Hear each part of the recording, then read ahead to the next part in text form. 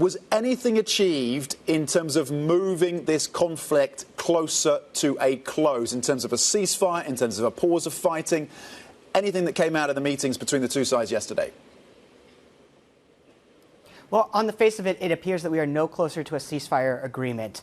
The two sides met for what was relatively a short time, and the biggest agreement that came out of it, like the earlier meeting in May, was a prisoner exchange, a swap of prisoners who were heavily wounded or very young, as well as the war dead.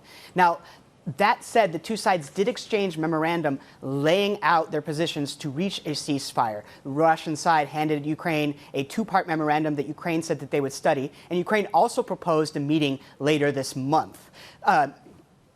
So, again, it's mostly the prisoner exchange that came out of this rather than any progress towards a ceasefire. And it's also good to note that this is happening against the backdrop of increased intensity in the fighting. Russian missile and drone barrages have increased. And, of course, there was that audacious attack that Ukraine pulled off against Russian airfields inside Russia. So increased fighting, very little progress towards a ceasefire, at least publicly. And the biggest takeaway, again, is a prisoner exchange here.